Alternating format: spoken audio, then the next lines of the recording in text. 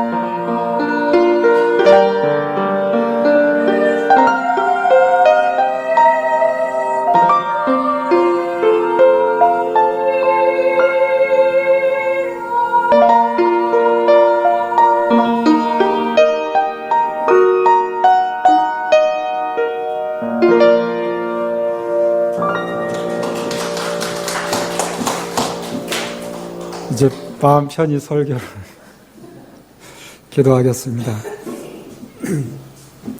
주님, 함께 주의 말씀 대합니다. 기록된 말씀을 통하여 주님의 뜻을 밝히 알게 하옵소서. 원하옵기는 아는 자리에만 머물지 않게 하시고 하나님의 말씀을 깨닫고 우리의 삶에 주의 말씀 따라 살아갈 수 있도록 힘을 다하여 주옵소서. 예수님 이름으로 기도합니다. 아멘. 우리가 지난 시간까지 고린도에 쓴 편지, 고린도전서, 고린도후서를 함께 보았고 오늘부터는 다시 사도행전으로 돌아왔죠. 사도행전 19장 21절부터 20장 3절까지만 보고 다시 로마서로 건너갈 겁니다.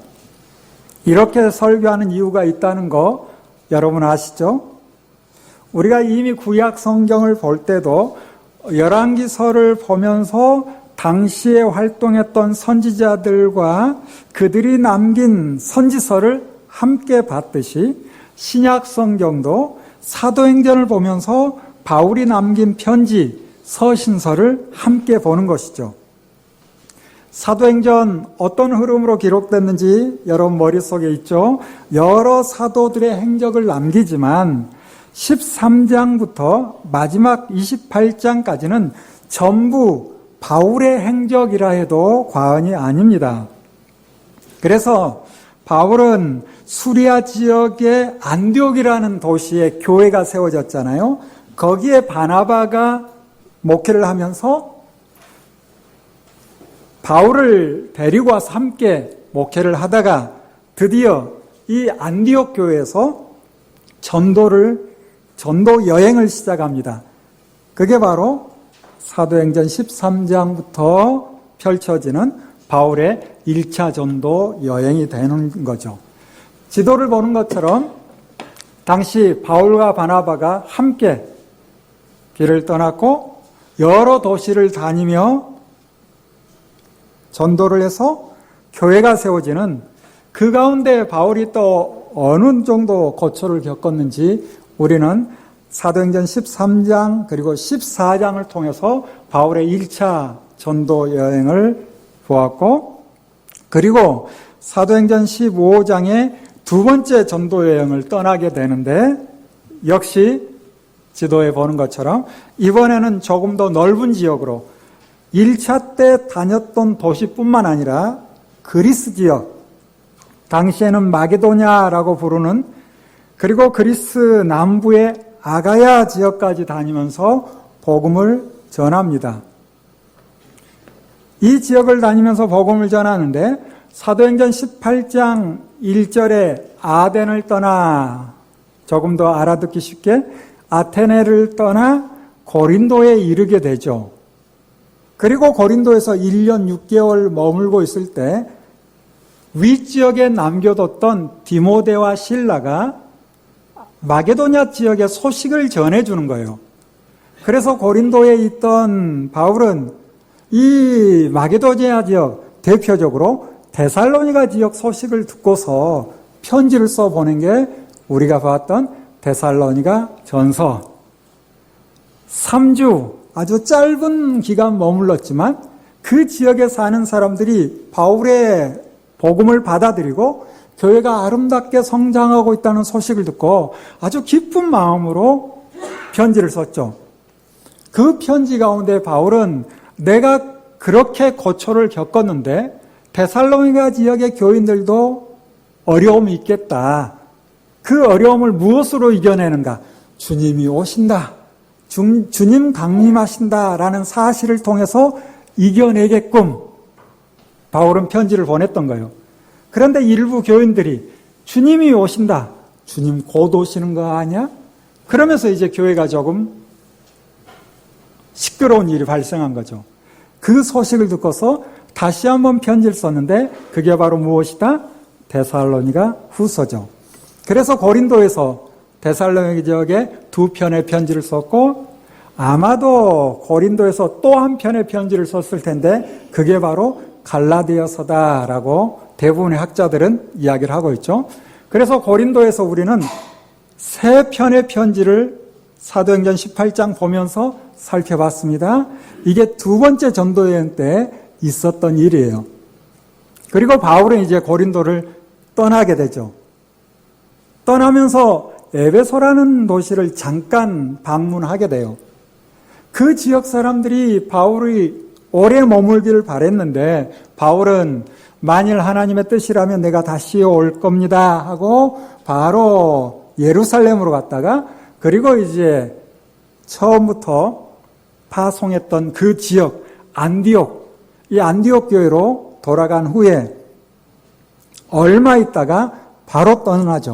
그게 바로 사도행전 18장 23절에 얼마 있다가 떠나 1차 때 다녔던 뿐만 아니라 2차 때 다녔던 그 지역, 그리고 이제 정말 가보고 싶었던 도시 어디로 들어가는가? 에베소로 들어가는 거예요. 여기 3차 전도여행을 보는 것처럼 바울은 갈라디아 또 부르기아를 거쳐 에베소를 가게 되는데 이곳에서 어느 정도 머무는가? 약 3년가량 머물렀다 성경은 기록하고 있죠. 그러면서 이제 고린도 교회의 소식을 듣게 되는 거예요. 그 소식을 듣고서 고린도 교회의 문제를 해결하고자 편지를 보냈는데 그것이 우리가 지난주까지 봤던 고린도전서 그리고 고린도후서죠. 자, 우리는 바울의 행적을 어느 정도 머릿속에 집어넣고 있어야 사도행전과 바울 서신을 같이 정리해 볼 수 있는데 전도 여행의 출발지인 수리아 지역의 안디옥, 굉장히 중요한 도시죠. 뿐만 아니라 2차 전도여행 때 1년 6개월 머물렀던 아가야 지역의 어느 도시? 고린도. 그리고 지금 3차 전도여행의 아시아 지역의 에베소. 이 세 도시는 바울 행적에 있어서 굉장히 중요한 도시입니다. 그리고 그 당시에 굉장히 또 큰 도시였죠. 특별히 고린도 지역의 고린도 교회는 바울 사역을 이해하는 데 아주 중요한 도시고 교회인데 이미 말씀드린 것처럼 2차, 3차 전도여행 때 세 권의 편지를 쓰는데 대부분 어느 도시를 생각할 수 있는가? 고린도라는 도시를 생각해 볼 수 있죠. 말씀드린 것처럼 고린도에서 데살로니가 전서, 후서, 갈라디아서 세 권을 2차 때 썼잖아요. 뿐만 아니라 지금 3차 전도여행 중에 에베소에서 편지를 쓰는데 어디로 편지를 써요? 고린도로 편지를 써요. 고린도전서, 고린도후서. 그리고 이제 곧 보겠지만 바울이 에베소를 떠나 고린도로 가죠. 이 고린도에서 편지를 쓰는데 그 편지가 무엇인가? 로마서예요. 그래서 2차, 3차 여행 때 바울이 쓴 바울 서신 6권이 전부 어느 도시와 연관이 있다? 고린도와 연관이 있다라는 거죠. 우리가 바울이 쓴 편지 아마 굉장히 많을 수 있어요.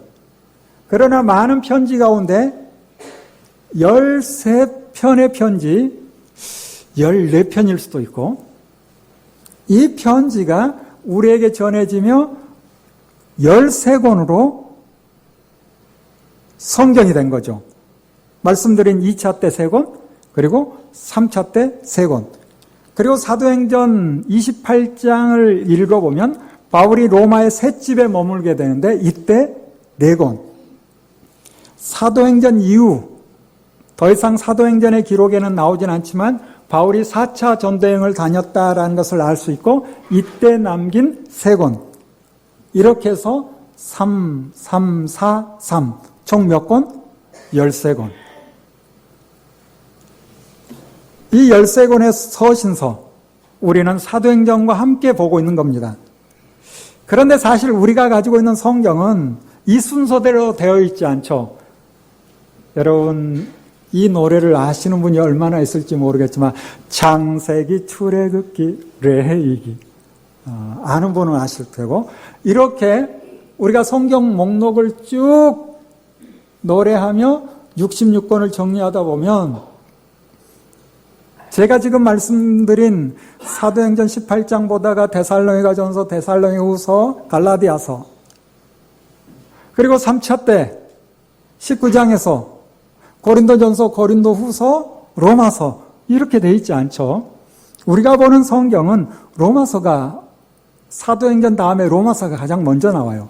그리고 고린도전서, 고린도후서, 그리고 갈라디아서, 그리고 에베소서, 빌립보서, 골로새서, 데살로니가 전서, 후서, 디모데전서, 후서, 디도서, 빌레몬서 이렇게 13권. 그렇게 보는 게 잘못됐다라는 건 아니에요. 그렇지만 우리는 시간의 흐름을 따라 다시 한번 정리해 볼 필요가 있는 거죠. 그래서 2차 때 데살로니가전서, 후서, 갈라디아서를 봤던 거고, 지금 3차 때 고린도전서 봤죠. 고린도 후서를 봤고, 이제 곧 로마서를 볼 겁니다.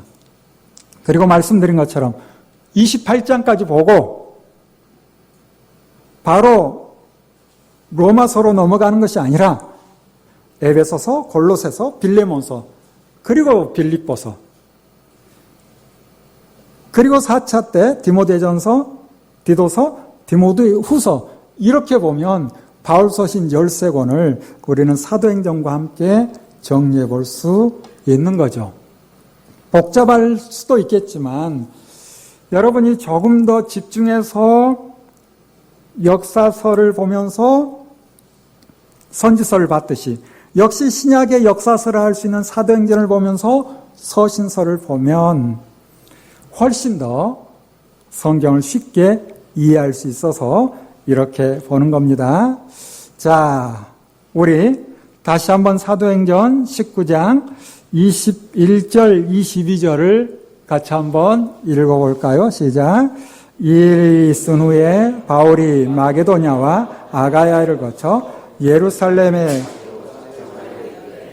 내가 거기 갔다가 후에 로마도 보아야 하리라 하고 자기를 돕는 사람 중에서 디모데와 에라스도 두 사람을 마게도냐로 보내고 자기는 아시아에 얼마 동안 더 있으니라. 바울이 에베소에 도착해서 석 달 동안 하나님의 말씀을 전할 때 어떤 사람들은 마음이 굳어 순종하지 않고 심지어 비방하기도 하죠. 그렇지만 어떤 사람들은 듣고 순종하니 그들을 따로 세워 집중적으로 교육해야 되겠다라고 생각한 것 같아요. 그래서 두란노 소원에서 2년 동안 날마다 가르쳤다라고 사도행전 19장에 기록하고 있죠. 그러면서 자연스럽게 이 아시아 지역의 유대인이나 헬라인에게도 주님의 말씀을 전할 수 있는 그런 기회를 갖습니다. 뿐만 아니라 하나님께서는 바울의 손으로 놀라운 능력을 행하게 하세요. 이 일로 인해서 믿는 사람들은 많아지고 그 지역에서 마술을 행하던 많은 사람들은 그들의 책을 불사르니 주님의 말씀이 능력 있게 퍼져나가는 계기가 됩니다. 이런 가운데 바울은 에베소 사역을 마치고 어디로 갈 것인지를 밝히고 있는데 지도에 보는 것처럼 이 에베소를 떠나 지금의 북쪽 그리스, 당시 마게도냐라는 지역으로 간 후에 다시 남쪽으로 내려가면 역시 지금은 그리스 땅이지만 그 당시는 아카야라고 부르는 이 아가야를 거쳐 예루살렘으로 갔다가 나중에는 어디까지 가고 싶은가? 로마까지 가고 싶어 합니다. 그런데 바울의 열정은 단지 로마에서 멈추지 않아요. 여기 사도행전에서는 밝히지 않지만 바울이 고린도에 가서 로마로 편지하죠.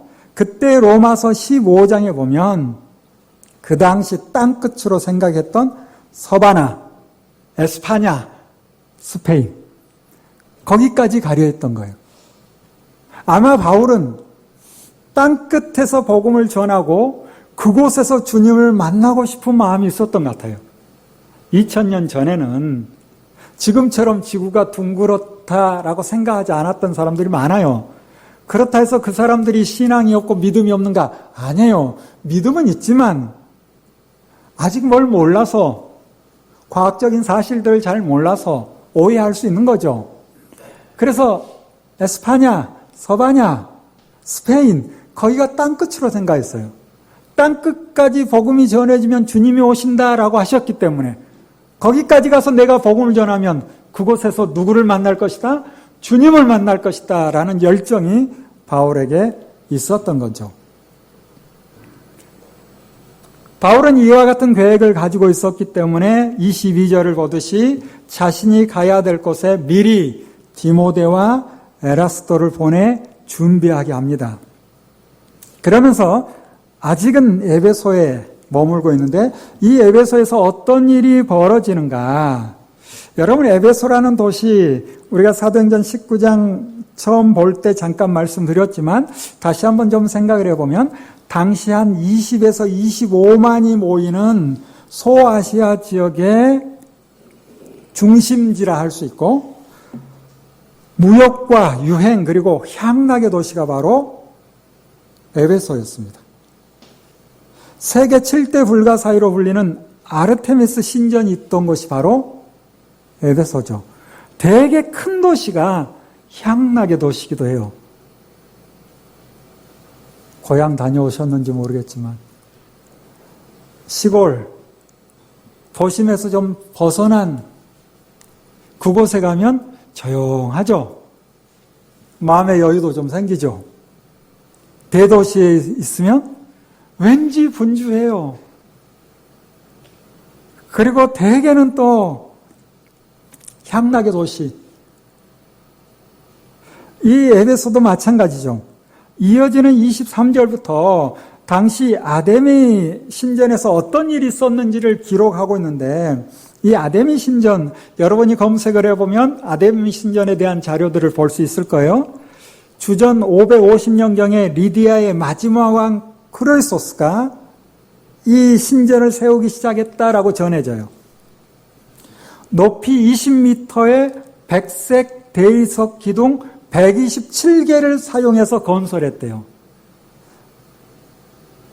자료들마다 조금씩 다르는데 뭐 120년 동안 건설했다, 10년 동안 했다, 뭐 말이 많아요. 10년 동안 어느 정도 틀 잡고 조금씩 손 본 게 총 한 120년 걸렸다. 이렇게 봐도 되겠죠.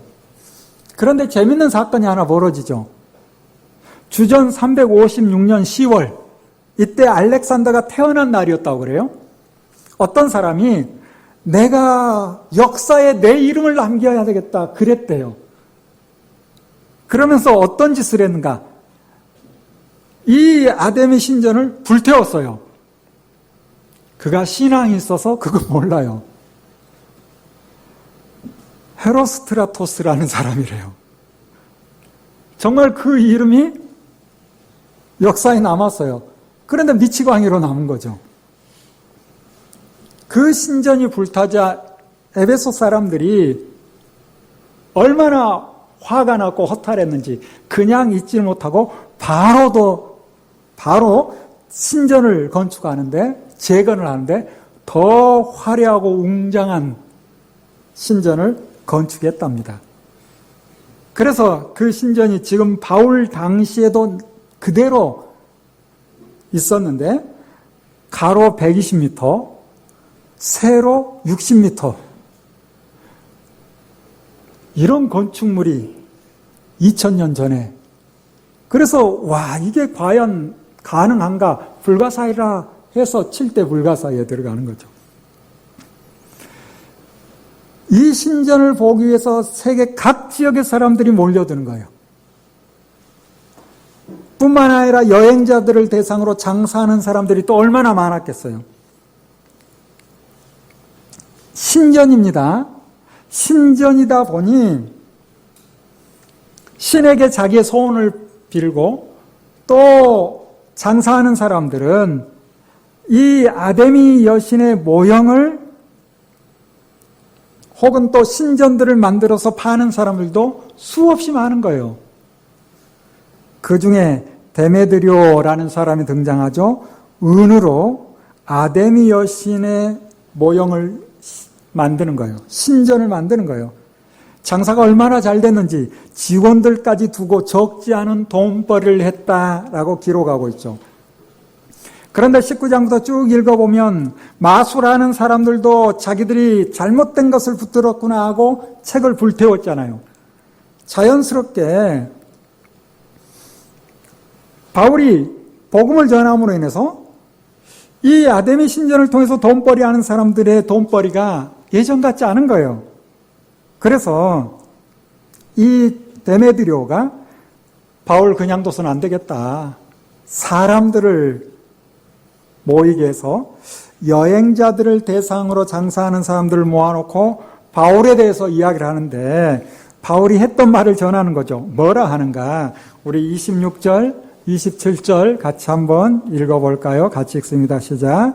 이 바울이 에베소뿐 아니라 거의 전 아시아를 통하여 수많은 사람을 권유하여 말하되 사람의 손으로 만든 것들은 신이 아니라 하니 이는 그들도 보고 들은 것이라 우리의 이 영업이 천하해질 위험이 있을 뿐 아니라 큰 여신 아데미의 신전도 무시당하게 되고 온 아시아와 천하가 위하는 그 위험도 떨어질까 하노라 하더라. 무슨 말을 하고 있는가? 아데미 신의 위신이 떨어진다라고 하는데 결국 속셈은 뭐예요? 돈벌이가 안 된다. 바울 때문에 돈벌이가 안 된다. 바울이 무슨 말을 했다 합니까? 사람의 손으로 만든 것들은 신이 아니다. 듣긴 잘 들었어요. 여러분, 사람이 손으로 만든 것이 신입니까? 아니에요. 사람이 노력을 해서 신의 단계로 나아간다라고 주장하는 거, 그게 사실이겠어요? 아니요. 사람이 어떻게 신의 영역으로 나아갑니까? 그럴 수는 없는 거예요. 우리가 믿는 창조주 하나님은 사람이 만들어낸 신이 아니에요. 하나님께서 스스로 계시하시죠. 만나주시죠. 모세를 만났고 모세는 궁금해요. 누구십니까? 나는 처음과 끝이다. 나는 스스로 존재한다. 사람이 만들어낸 형상, 사람이 만들어낸 사상, 생각, 그걸 신격화하는 거 다 허구예요. 잘못된 거예요. 바울이 진리를 전하는 거예요. 이 진리의 말씀을 이 사람이 듣긴 잘 들었어요. 문제는 받아들일 수가 없는 거죠. 그리고 다른 사람들이 받아들이면 어떤 일이 벌어지는가? 아데미 신전. 신이 아니라 라고 선포되니 그걸 받아들이면 장사할 수 없는 거예요.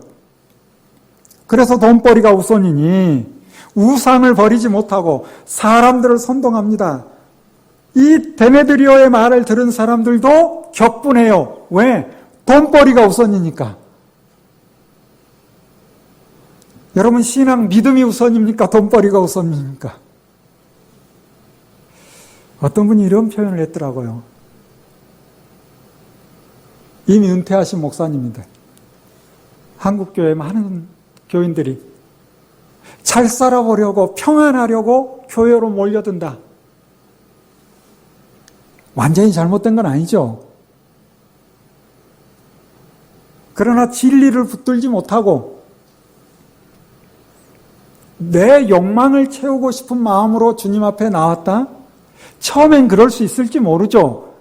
그렇지만 주님을 만났다면 우선순위가 바뀌어야죠. 그래서 교회에 오는 목적이 일단 나 잘 되고 우리 가정 잘 되고 우리 자식 잘 되고 나하고 친한 사람 잘 되고 이 선에서 머문 돼요. 혹시 여러분도 같은 마음이에요? 나 잘 되고 우리 가족 잘 되고 나하고 친한 사람 잘 되고 나머지는 어떻게 살든 전혀 관심 없고 그게 기독교일까요? 그건 아니죠. 기독교의 핵심은 뭡니까? 모든 사람이 누구의 형상? 하나님의 형상이에요.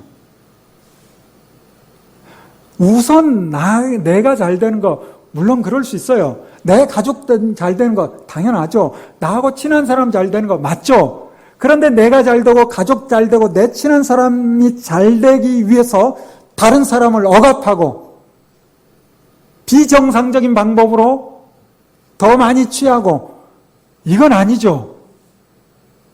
그건 아니잖아요. 그런데 한국교회가 여기에 매몰되었다라고 이야기를 하는데 아닙니다라고 힘있게 말하기가 힘들어요.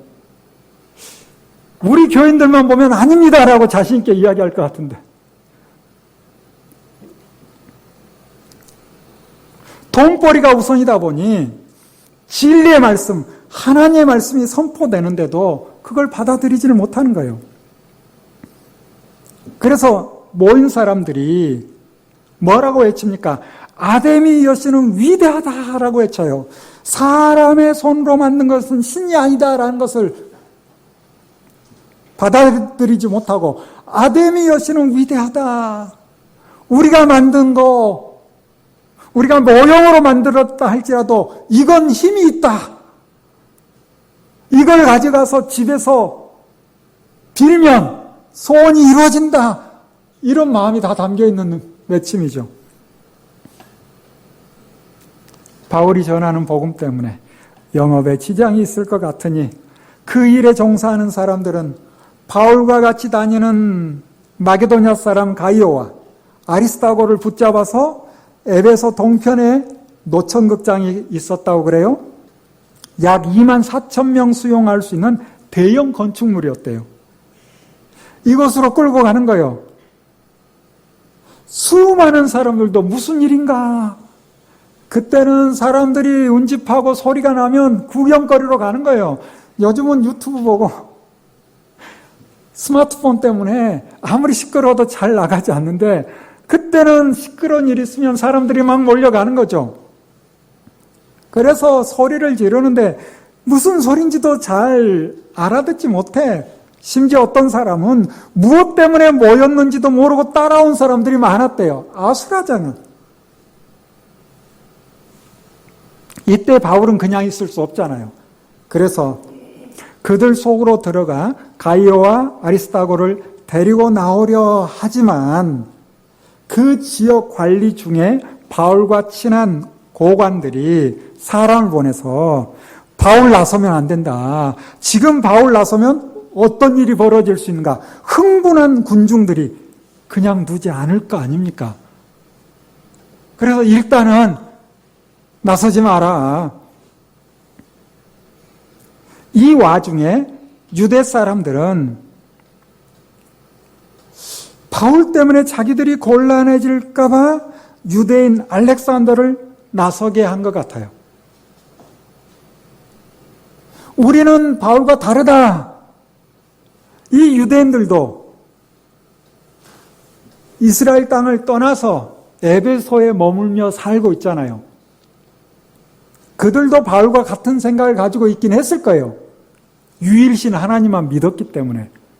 그런데 많은 사람들이 함께 모이고 바울을 어떻게 해보려는 그들이 바울과 같은 유대인들까지도 해야 할 수 있는 그런 위험, 그걸 감지했는지 조금 말 잘하는 알렉산더를 앞에 세워서 한마디 해라. 우리 유대인들은 바울과 다르다라는 것을 좀 얘기해라. 그랬을 것 같아요. 성경 말을 하지 않지만. 그래서 이 알렉산더는 모인 사람들을 진정시킵니다. 그리고 그리고 유대인들은 그리스도를 믿는 바울과는 다르다라고 변명하려 했던 것 같아요. 그렇지만 모인 사람들은 알렉산더가 유대 사람이라는 것을 알고서 말을 들으려고도 하지 않고 계속해서 한 목소리로 외치는데 크다 에베소 사람의 아데미어라고 외치는 거예요. 얼마 동안? 2시간 동안. 2시간 동안 외치라 하면 여러분 외치겠어요? 여러분도 하라면 할 수 있을 겁니다. 여러분 심령을 따라 파면하라, 파면하라 외치라면 2시간도 외치는 것 같은데 사면하라, 석방하라, 석방하라 2시간이 뭐예요? 밤새 외칠 수 있죠? 석방하라, 석방하라 파면하라, 파면하라 2시간이 뭐예요? 외칠 수 있죠? 각각 자신들의 신념을 따라 시간 가는 줄 모르고 외칠 수 있는 거예요.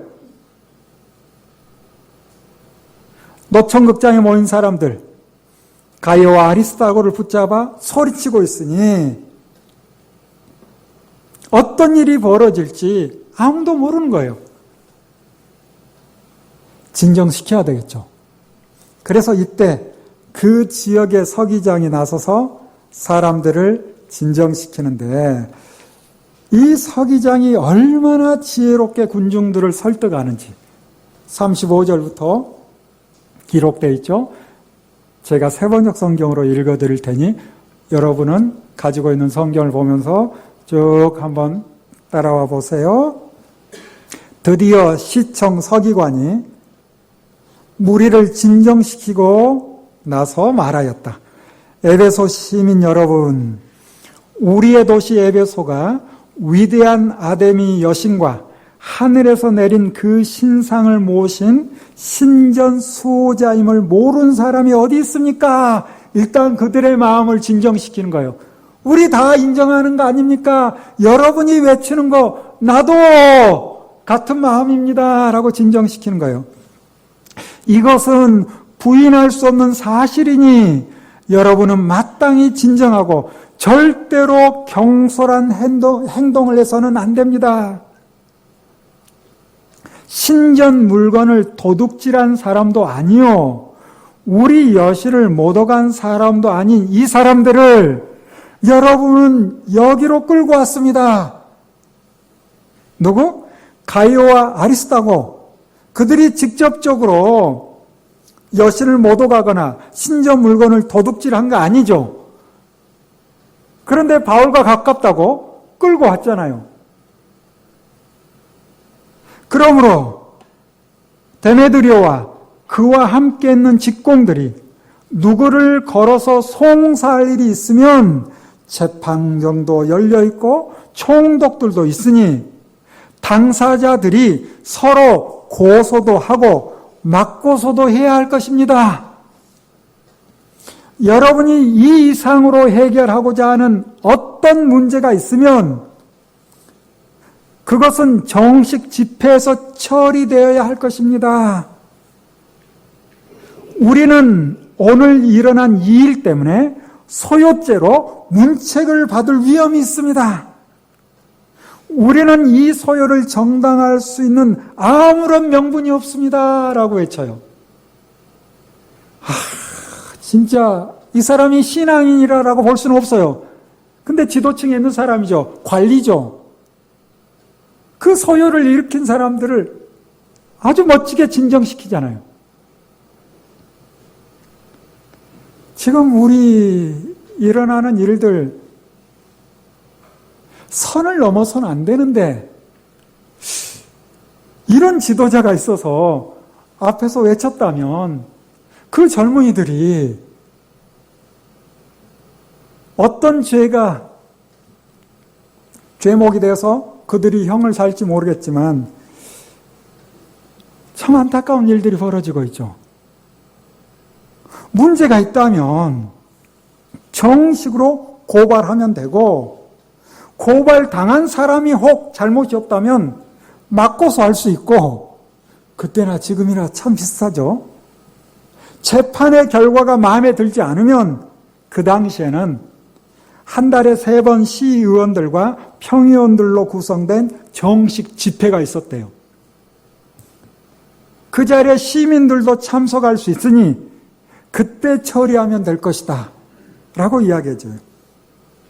이런 법적 절차를 무시하고 모임을 계속하면 소요죄로 처벌받을 수 있다 라고 말하고서 그들의 모임을 흩어지게 합니다. 다행이죠.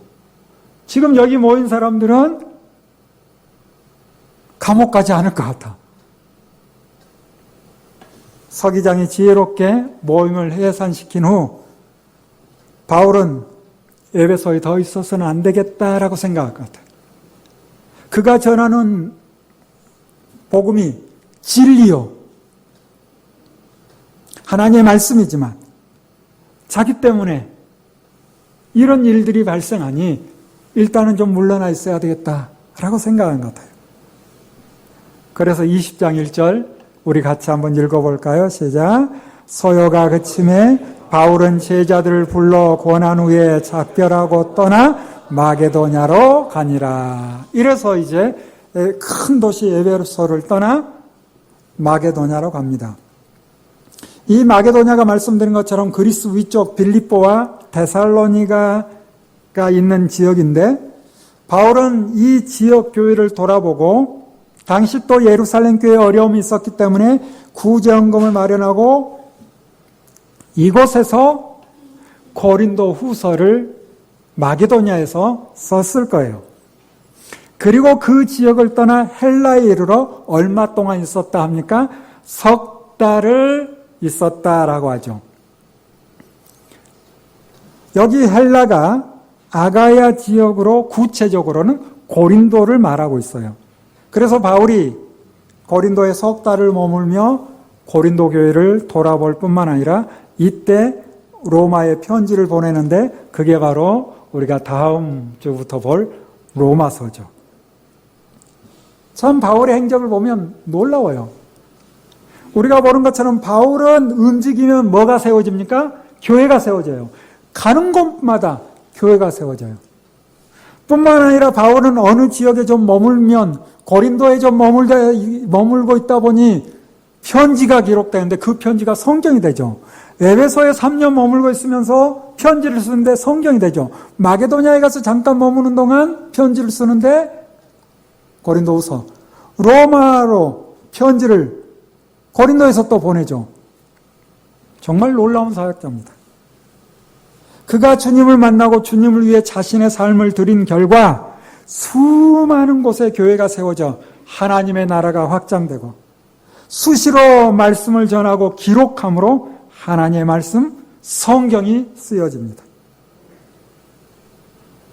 하나님께서는 어느 시대나 하나님의 사람들 통해 하나님의 말씀이 전해지고 하나님의 나라가 확장되길 원하시는데 오늘 우리를 부르신 목적도 마찬가지죠. 사랑하는 여러분 각자의 자리에서 각자의 분량에 따라 하나님의 뜻을 이루어가는 우리 모두 되기를 바랍니다. 기도하겠습니다. 주님, 바울을 통하여서 일하시는 성령 하나님의 놀라운 사역들을 함께 봅니다.